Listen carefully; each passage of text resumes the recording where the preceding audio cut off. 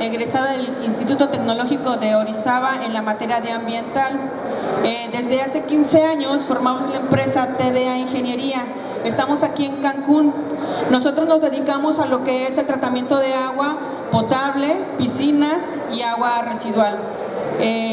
Diseñamos proyectos de ingeniería, los ejecutamos, también contamos con gente de obra civil, instalaciones hidráulicas y eléctricas, y también operamos. El día de hoy vengo a platicar con ustedes el tema de la norma 127 de la Secretaría de Salud. El tema es un poco extenso, pero tengo que leerlo para que ustedes sepan cuál es. Y va así: modificación a la norma oficial mexicana, y es modificación porque esta norma se publicó desde 1994 y en 2010 fue modificada.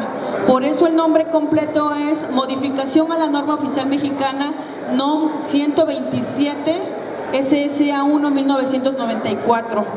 Salud ambiental, agua para uso y consumo humano, límites permisibles de calidad y tratamientos a que debe someterse el agua para su potabilización. Ese es el tema de la norma que vamos a hablar a grandes rasgos el día de hoy. Ok, ¿quién expide esta norma? La expide la Secretaría de Salud. ¿Y quién es la Secretaría de Salud? La Secretaría de Salud es el órgano gubernamental quien desempeña las funciones concernientes a la salud pública de los mexicanos. Y esta norma, a su vez, es vigilada por la COFEPRIS. ¿Quién es la COFEPRIS? La COFEPRIS, sus siglas quieren decir Comisión Federal para la Protección contra Riesgos Sanitarios. Es un órgano desconcentrado, autónomo, sin embargo, es vigilado por la Secretaría de Salud. ¿Y de qué se encarga la COFEPRIS? Se encarga de evaluar riesgos y proponer políticas de protección contra estos riesgos. ¿Ok? Entonces aquí vemos Secretaría de Salud y COFEPRIS, que van prácticamente de la mano. La Secretaría de Salud expide y la COFEPRIS vigila. Regularmente cuando hay auditorías en los hoteles o restaurantes o así, quien llega es la COFEPRIS a hacer los levantamientos. Ok, ¿cuáles son los objetivos de esta norma? Son dos principalmente, y lo estamos tomando del nombre completo. El primero es conocer cuáles son los límites máximos permisibles de contaminantes en el agua para poder determinar si es potable o no. Y el segundo objetivo de la norma es darnos a conocer qué tipos de tratamiento existen hoy en día para potabilizar el agua. Y los dos los vamos a abarcar brevemente. Ok, ¿a quién va dirigido esta plática o esta normatividad? Por ejemplo, ¿tenemos aquí algún restaurantero? Que levante la mano. ¿Hotelero? ¿Particular? ¿Son particulares? ¿Sí? Ok. Bueno, de hecho esta norma le compete a todos, no solo al restaurantero, no solo al hotelero, no solo al administrador de condominios, sino a todos en general, porque pues ¿quién no consume agua hoy en día? ¿No? Por lo tanto, esto es de interés para todos. Ok, vamos por el primer objetivo. Recuerden que el primer objetivo de la norma es conocer los límites máximos permisibles de contaminantes. Yo seleccioné 6 parámetros que sé que son los principales que nosotros consultamos para poder determinar la calidad del agua. Tenemos lo que es el cloro libre, el pH, los SDT, la dureza, los coliformes, el olor y el sabor. Brevemente se los voy a explicar a continuación. Tenemos lo que es el cloro libre. Voy a tratar de no ser tan extensa en las descripciones para que todos podamos captar así como que lo más importante y lo esencial. ¿Qué es el cloro libre? Es el cloro que está activo en el agua y que se va a encargar de desinfectarla, así de fácil. ¿Por qué? Porque tenemos dos tipos de cloro: el cloro total, que como su nombre lo dice es el cloro que está presente en el agua en su totalidad, pero a su vez tenemos el cloro libre, que es el que se va a encargar de desinfectar el agua. La norma nos dice que el rango debe ir entre 0.2 hasta 1.5 partes por millón. Ese es el valor que nos marca la norma como permisible. Después tenemos lo que es el pH, que es lo mismo, el potencial de hidrógeno, y esto nos indica si una sustancia es ácida o es básica. Y para que se dé un ejemplo, por ejemplo, la leche tiene un pH básico y un limón vendría siendo un pH ácido, ¿sí? Esta escala va de 0 a 14, en donde 7 es neutro, y el valor ideal para el pH está entre 7.4 y 7.6. La norma nos marca, y ahí es un poquito bondadosa, nos marca que el pH puede estar entre 6.5 y 8.5. Pero no es solo saber qué es el pH. O sea, tú puedes decir, oye, ¿qué es el pH? Pues el potencial de hidrógeno. Ok, ¿y en qué me afecta? La importancia del pH es la siguiente. A mayor valor de pH, la eficiencia del cloro libre, que ya vimos que es, tiende a bajar. ¿Sí me explicó? ¿Sí quedó, no? Mientras mayor sea, o sea, no sirve de nada que yo tenga 5 partes por millón de cloro si mi pH está muy elevado, porque esa eficiencia del cloro se va a ver reducida exponencialmente, y por eso es que les indicaba que el pH ideal está entre 7.4 y 7.6, en el que la eficiencia del cloro respecto a su tiempo de permanencia en el agua es la mejor. No sé si quedó alguna duda respecto a eso, todo bien, ¿verdad? Bueno, por eso es importante el valor del pH, entre otras cosas que más adelante les voy a comentar. Después tenemos los sólidos disueltos totales. Los sólidos disueltos totales no es que sean dañinos como tal, sino que nos dan una idea de la calidad del agua. Más que nada es como una métrica, como lo dice ahí, de la calidad del agua. Incluso la norma marca que hasta 1000 partes por millón es permisible. Y para que ustedes se den una idea, el agua purificada que ustedes compran de garrafón o de botellas no pasa de 100. De hecho, a lo mucho entre 50 o 70 está más o menos. Entonces, para que se den una idea de qué tan permisible es en ese rango la norma, ahí está el valor. Y estos sólidos son todos aquellas sustancias que por su tamaño pueden filtrarse. Después tenemos otro parámetro muy importante, que es la dureza, y que es algo que nosotros vemos muy comúnmente aquí en la zona. Como ustedes saben, el tipo de suelo en las regiones de tipo calcáreo, tenemos exceso de calcio, entonces el agua que se extrae para su aprovechamiento viene muy dura, y así llega a nuestras casas. Por ejemplo, el agua de la empresa que nos distribuye aquí en Cancún, más o menos, la norma te marca que no puede pasar de 500. Sin embargo, el agua que nos llega a nosotros, a domicilio, está entre 500 y 600 partes. Y bueno, se los comento porque ya hemos hecho muchas veces ese análisis. ¿Y por qué es importante la dureza? Porque seguramente muchos de ustedes tendrán problemas en sus casas o en sus trabajos, en donde las regaderas, las tarjas, las tuberías comienzan a taponearse. Y este taponamiento no es otra cosa más que el calcio acumulado en las tuberías. Pero ¿saben qué? No solo el problema radica en la presencia del calcio y todos los inconvenientes que nos atrae con el tema de nuestros equipos en casa y demás, sino que muchas bacterias tienden a formar su biofilm, o el biofilm que se forma durante el recorrido del agua tiende a asociarse con ese calcio retenido en las paredes, y eso para las bacterias es pues un hogar así súper rico, a gustito, para reproducirse. Entonces, no solo radica la importancia en el daño que causan nuestras instalaciones, sino también en el tema bacteriológico. Después tenemos los coliformes fecales y totales. Estas son bacterias que están asociadas, como su nombre lo dice, a las heces fecales. Estas bacterias se desarrollan en el tracto intestinal de animales de sangre caliente, incluyendo a las personas. Por eso es que la norma marca que sí o que sí debe ser ausente. ¿Por qué? Porque si en un análisis de laboratorio hay presencia de coliformes, no importa en qué cantidad, pero si hay presencia, quiere decir que de alguna forma esa agua tuvo contacto con heces fecales. Por lo tanto, obviamente esa agua no es apta para su consumo ni para su uso.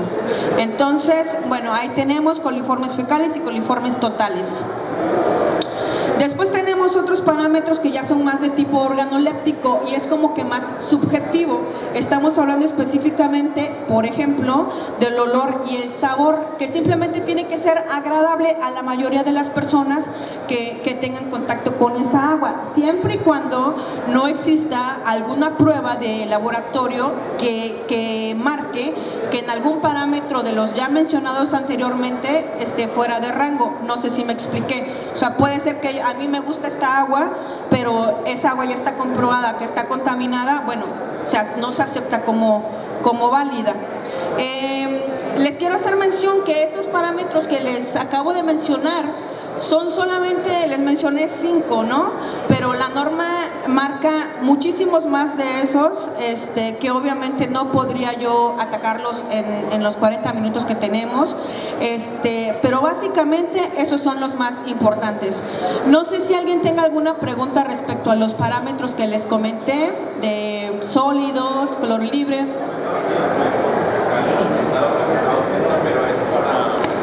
Respecto a los coliformes fecales, tienen que estar ausentes para consumo humano, pero puede haber coliformes si yo necesito el agua para riego. Mira, para el agua para riego como tal sí se permite y eso está establecido, si no me equivoco, en la norma 03, pero de la Semarnat. No entra con la 127, porque la 127 es para agua potable. Ajá, solo agua potable, o sea, no menciona características para agua de riego, pero te digo, si no me equivoco, la 03 es la que te marca los parámetros de la Semarnat y si no me equivoco, el parámetro que te marca es huevos del minto. Dentro del microbiológico lo que te pide es huevos del minto para determinar si es apta para riego o no. ¿Alguna otra pregunta? No mencionó los parámetros de grasas y aceites. Me gustaría saber un poquito más y si en su experiencia, si tuviera en concreto, la norma no nos da nos dice 0, pero por ejemplo, seamos realistas, siempre va a haber un grado de grasas y aceites y me gustaría saber si en su experiencia, cuánto es lo que recomienda que pudiera ser para concreto y dónde me podría yo respaldar de alguna u otra manera técnica con respecto a ese dato. Ok, es casi lo mismo, lo que pasa es que grasas y aceites, esa también es para agua residual tratada y esa también pertenece a la Semarnat, no a la Secretaría de Salud. Ese parámetro de grasas y aceites, que de hecho es de 15 partes por millón, para el agua que descargas es el máximo que puedes obtener, pero para agua potable no aplica. Y te voy a decir por qué no aplica, porque no hay un proceso de por medio que indique que tú puedas generar grasas y aceites. La 127, digamos que habla del agua antes de que tú la consumas, y grasas y aceites es un parámetro que se detecta después de que tú ya utilizaste el agua, y regularmente se ve en la hotelería, por ejemplo, o en los restaurantes. El agua residual de hoteles que va a las plantas de tratamiento, a esas sí se les determina grasas y aceites, pero no entra dentro de los parámetros de agua potable. De todos modos, si gustas, por ahí les dejo unos flyers, me pueden escanear, yo les puedo hacer llegar la norma completa para que ahí vean los parámetros que sí considera la 127 agua potable. Recuerden que ahorita estamos hablando de agua potable, que es para uso y consumo humano. Parámetros de riego y parámetros de grasas y aceites aplica para aguas residuales, aguas de desecho que ya fueron utilizadas y que se quieren verter ya sea al subsuelo, a algún bien nacional, ya sea río, lo que sea, o bien para reuso en riego, ¿sí? Vale. Ok, ahora nos vamos a la segunda parte de la norma. Recuerden que el primero eran los parámetros y el segundo eran los tratamientos. Dentro de los tratamientos que yo elegí, también elegí 5, que son los que regularmente utilizamos en la zona o los que nosotros regularmente utilizamos. Tenemos lo que es la filtración, absorción, suavización, ósmosis inversa y desinfección. La filtración es la separación de sólidos que están en suspensión en el agua y para esto se emplea un medio filtrante. Nosotros, por lo regular, para agua potable utilizamos zeolita, que es el material que ven ahí. Por ejemplo, para piscinas, el material que se utiliza es arena sílica, que es lo que nosotros utilizamos. También se usa zeolita, de hecho, hay mucha gente que usa zeolita también para piscinas, pero bueno, para el caso específico de agua potable, sería zeolita. Y bueno, entonces, recapitulando, filtración es retirar los sólidos que están suspendidos en el agua, ¿sale? Después tenemos lo que es la adsorción, que es muy diferente a la absorción con B de bueno. Absorción con D de dedo viene de adherir, ¿sí? Aquí no hay una absorción como tal, sino hay una adhesión, ¿sí? Una absorción. El contaminante que se encuentra en la fase móvil, en este caso el agua, pasa a través de este material filtrante, que en este caso el que utilizamos es el carbón activado, y ahí se retiene, ¿sí? El carbón activado tiene la ventaja de que puede retirar el color, el olor y el sabor del agua, ¿vale? Entonces dijimos que esto es absorción. Oigan, al final les voy a preguntar y les voy a regalar unos pequeños equipos para que ustedes puedan hacer sus análisis en casa. Ok, entonces seguimos con la suavización. Esto de la suavización o ablandamiento es un tema que se ve muchísimo en la zona, por lo que les comentaba hace un rato. A ver, ¿quién se acuerda cuál es el parámetro o cuál es esa contaminación química que podemos ver nosotros en nuestras regaderas y en las llaves que están así blancuzcas? ¿Cuál dijimos que eran? Dureza. Ya se ganó el primer premio, ¿ok? Acuérdense que era la dureza, que es muy común en la zona por el tipo de suelo calcáreo que tenemos, que tiene mucho calcio. Cuando el agua se aprovecha, llega a nuestras casas y si no está suavizada previamente, nos va a causar ese problema en regaderas, en tarjas. Incluso mucha gente se queja porque el cabello se lo deja áspero. Todo esto es por el calcio y la única forma en la que podemos retirar es a través de la suavización o ablandamiento. ¿Qué ocurre durante la suavización? Estos tanques que ustedes ven en las imágenes, en su interior tienen un material filtrante que se llama resina catiónica. Esta resina contiene iones de sodio, o sea sal, que cuando pase el agua con calcio los va a intercambiar, por eso se llaman resinas de intercambio iónico, ¿sí? Atrapa el calcio y deja ir el sodio. Llega un momento en que esta resina se satura y hay que lavarla. Estos sistemas son automatizados, ya están programados. Tú nada más les pones el tiempo, cada cuánto quieres que se limpien y ellos solitos se limpian y se regeneran con una solución concentrada de sal que se llama salmuera. Entonces la resina vuelve a limpiarse y vuelve a operar. La ventaja de estos sistemas es que te puede durar hasta 5 años, si está bien tratado el equipo, te puede durar hasta 5 años y tú no vas a tener problemas con el agua dura. Desventajas, hay que estar rellenando los contenedores de salmuera con sal, o sea, hay que estarles comprando sal para que se pueda lavar el sistema filtrante. Ok, por último tenemos, bueno, no por último, la la ósmosis inversa. Este sistema de purificación está catalogado como el más eficiente que existe hasta ahora. ¿Por qué? Porque retira el 99.9% de los contaminantes del agua, incluyendo bacterias y virus. ¿En qué consiste? Se hace pasar el agua a través de una membrana semipermeable de un líquido de mayor concentración a menor concentración. Prácticamente con este tratamiento estamos como en un 95%, a un 95%, 99% de obtener agua apta para su consumo. Entonces, por eso es que este método, esta operación de la ósmosis inversa es muy efectiva, y de hecho es lo que utilizan prácticamente todos los hoteles hoy en día.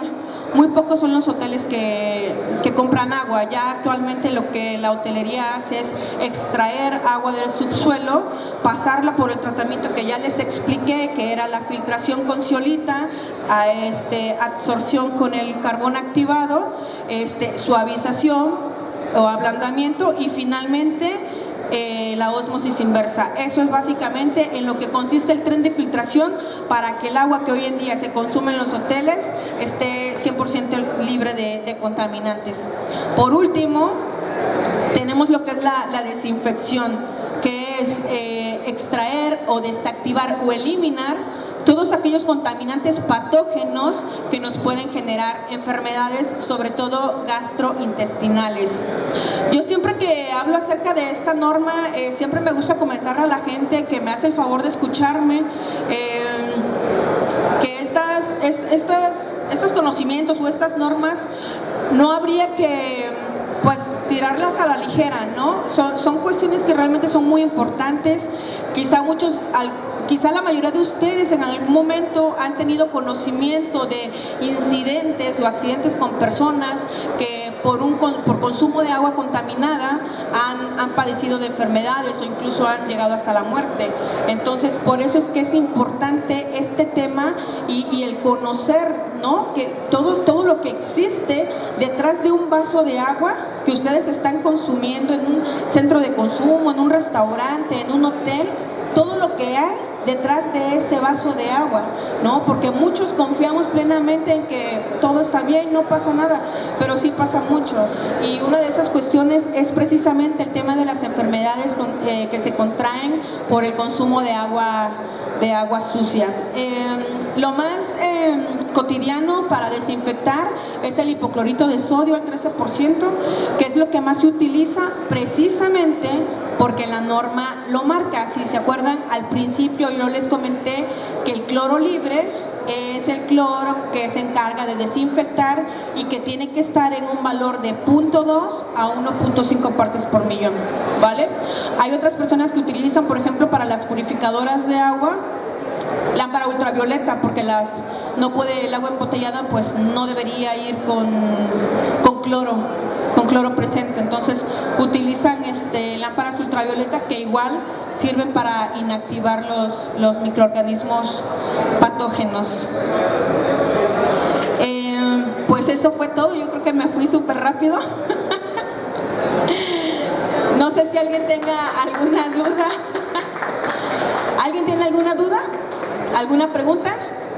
Ok, les voy a hacer una pregunta, a ver si se acuerdan. ¿Alguien sabe?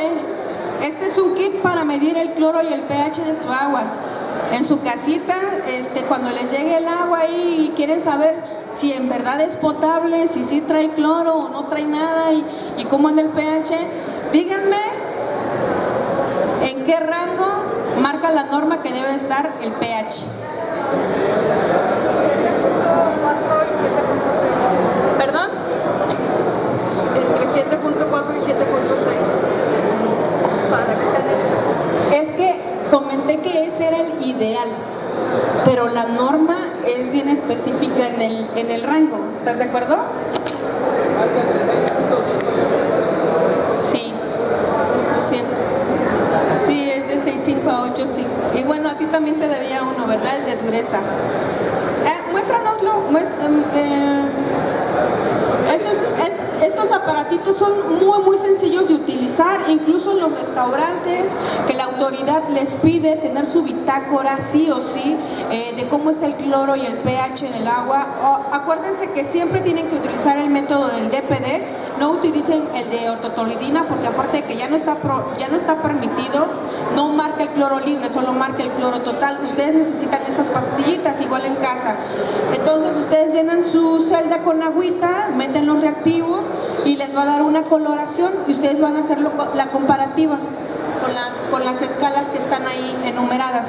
Y como ahorita ya aprendieron los valores permisibles, no, pues ya van a estar aquí, ¿no? Ya van a saber cuando sí viene buena, ¿vale? Ok, ese es para cloro y pH. Un aplauso para el compañero que se ganó ese premio. Y este que tengo acá, igual es para usar en casa. Mucha gente llega y me dice, no, es que sí tengo mi suavizador, y bueno, ya no sirve, ya necesito que me cambie todo, pero ¿por qué no le sirve? No, pues es que yo siento que ya no sirve. La única forma en que tú puedes determinar si sirve o no funciona, si sirve o no sirve tu equipo, es haciendo precisamente una prueba de dureza, ¿no? Y ya ahí, en teoría, estos equipos, si el agua de aquí de Cancún está más o menos en 550 partes por millón de dureza y la haces pasar a través de un suavizador, debe salir a 50 partes por millón, no más. O sea, es lo que marca un equipo que está bien. Ya poco a poco empiezan a subir porque se empiezan a saturar los sistemas y así, pero lo ideal es 50. Y con así también en casita, se mide la dureza súper rápido. Vale, gracias por participar. Ok, vamos por la otra pregunta. ¿Alguien se acuerda cuál es el valor máximo de sólidos disueltos que debe tener el agua? Acuérdense que los sólidos del agua, que estos son los que luego nos causan cierto saborcito raro. Mira, se lo ganó. Bravo, bravo. Ok, a ver. Pues ya nada más nos queda uno, oigan. Así que la pregunta va a ser, ¿cómo se llama ese tratamiento de agua en el que las partículas contaminantes se adhieren con Es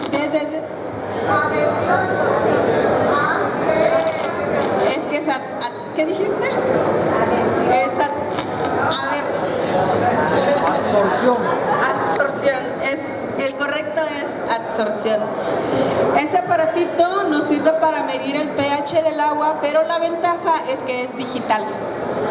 Y a ver, ¿te acuerdas cuál era el rango del pH? Creo que ya hasta lo dijeron hace rato.